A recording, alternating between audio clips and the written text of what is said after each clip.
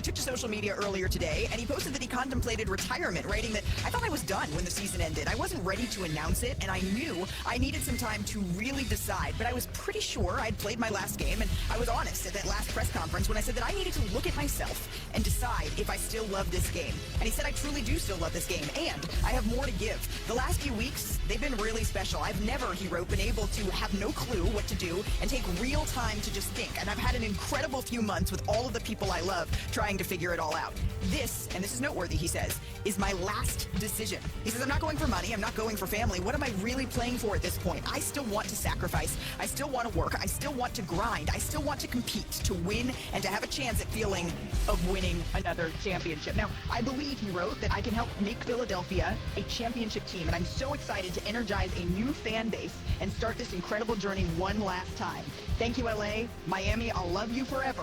Northeast Ohio will always be home." Our senior insider, Shams Charania, joins us now after breaking this story earlier today. And Shams, we just heard a little bit of James in his own words on what his motivation was to join the Philadelphia 76ers. But behind the scenes, peeling back the curtain a little bit, what was this process like, and how did he land on Philly?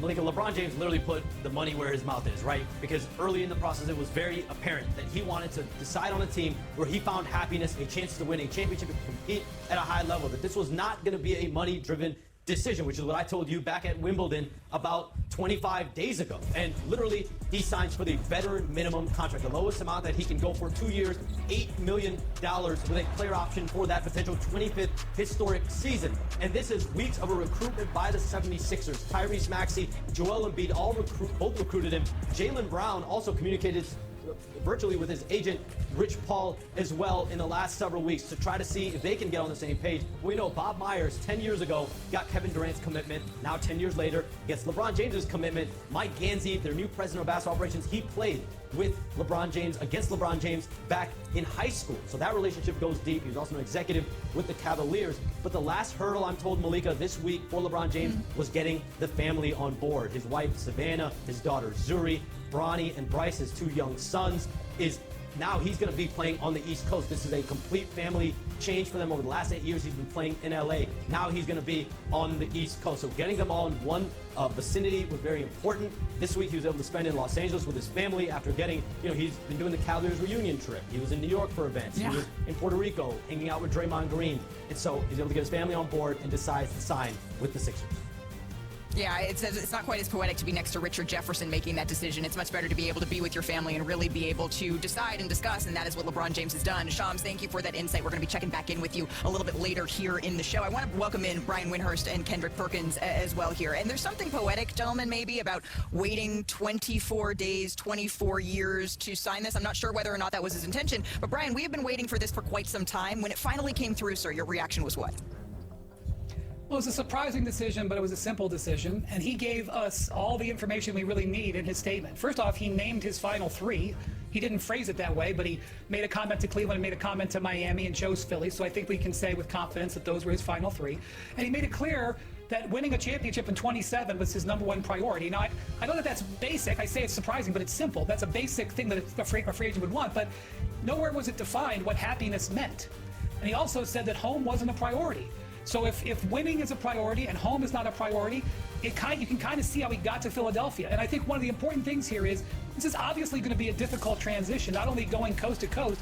He's joining a team that has a whole bunch of other guys who are going to think they're going to be centerpiece players. The same situation would have been true in Cleveland. The difference is in Philadelphia, he has a basis of a relationship with both Joel Embiid and Tyrese Maxey. He's known Tyrese Maxey his whole career because of the Clutch Sports connection. So I think if you look at it from those two things, the decision sort of explains itself. Yeah, and I think there's times, certainly, I have questions about four guys that could realistically be a number one option in the offense runs through how this is going to work on the court. And we're going to get to all that over the course of the hour of this show. But again, Kendrick Perkins, I'm here in Chicago for WNBA All-Star Weekend. I was standing in the room. Asia Wilson is over on my right. Caitlin Clark is on my left. When the notification from Shams Charania and the news came through. And my mouth, even though I was expecting it, I wasn't surprised, and I was shocked. And it was interesting to see the best players in the world react to the greatest player that this generation has ever seen, making a decision for the final time. I know that this caught you off guard as well.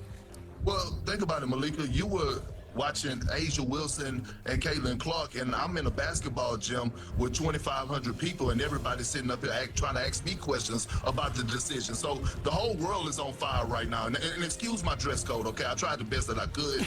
I know I usually come better than this, but listen, my first thought is that I wanted to say, you know what, this is not bad.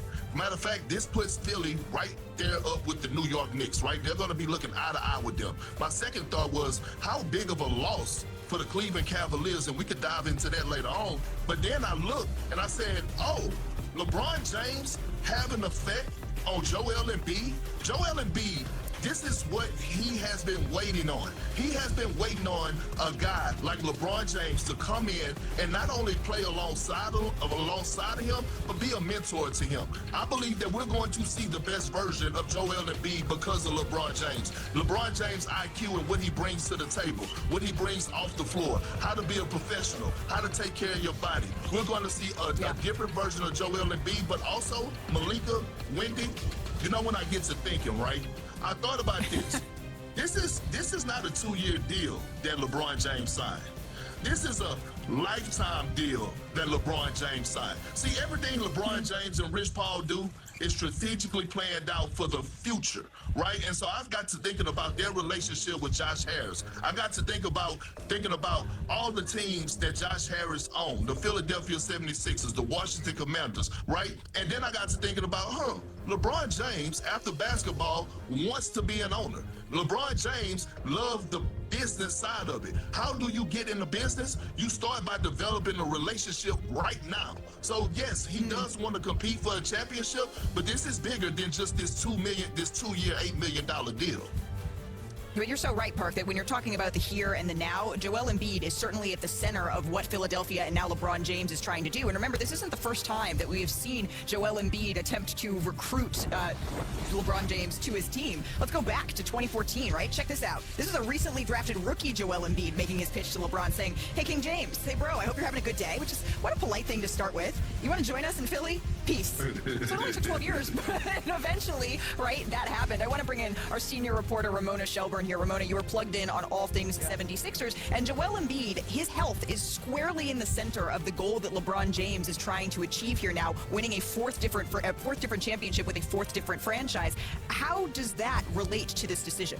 Well, I think there's a lot of pressure now on Joel Embiid. There always has been pressure, but Tyrese Maxey became the face of this franchise last year. He took a jump forward that's been a while coming, and this is his team now. Joel Embiid is there, and he makes a lot of money, and when he is right, when he's the best version of himself, he is a difference maker, but we didn't see that Joel Embiid for a lot of the season, and when we finally did see him, that helped them beat the Boston Celtics. But I think part of the reason why LeBron James wasn't just an automatic yes here is he had to have a lot of conversations with Joel Embiid, trying to understand what version of him he was going to get. Look, they played together in the Olympic team, and Joel was hurt during those Olympics. You didn't see he had a knee issue that he was dealing with there, and Perk, you alluded to it with the habits and the professionalism, and let's see how that fit goes, because if it goes well, it could be the best thing for Joel Embiid's career. It could be great for LeBron James, but if it goes poorly, there's a lot of pressure on Joel Embiid there.